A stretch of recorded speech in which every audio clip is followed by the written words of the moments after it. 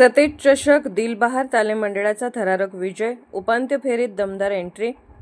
सतेज चषक फुटबॉल स्पर्धेत दिलबहार तालीम मंडळाने फुलेवाडी फुटबॉल क्लबवर 3-2 असा रोमांचक विजय मिळवत उपांत्य फेरीत दिमागदार प्रवेश केला।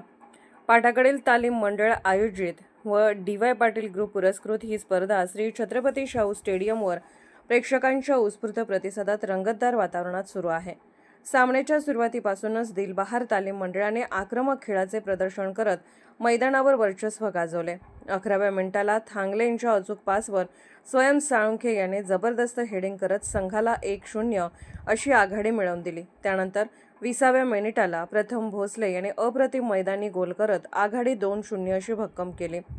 दिलबहारचा दबदबा कायम ठेवत 38व्या मिनिटाला स्वयं साळुंखेच्या जोरदार फटक्यांचा रिबाउंड थेट जाळ्यात जाऊन 3-0 अशी आघाडी निर्माण झाली। मात्र फुलेवाडी संघानेही झुंजारपणे पुनरागमन करत 39व्या मिनिटाला सत्यम पाटील याने गोल करत सामन्यात रंगत आणली। त्यामुळे पूर्वार्ध अखेरीस सामना 3-1 असा झाला।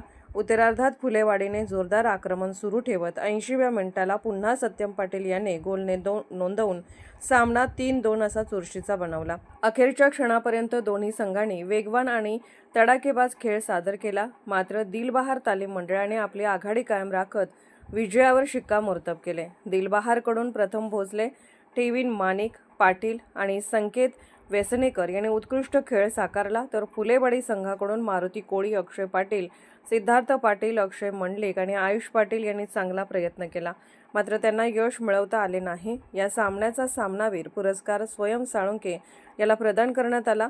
पाटाकडील तालीम मंडळाचे माजी खेळाडू आनंद ठोंबरे यांच्या हस्ते त्यांचा सन्मान करण्यात आला। अर्धराज्य न्यूज चॅनलला लाईक करा, शेअर करा आणि सबस्क्राईब करा।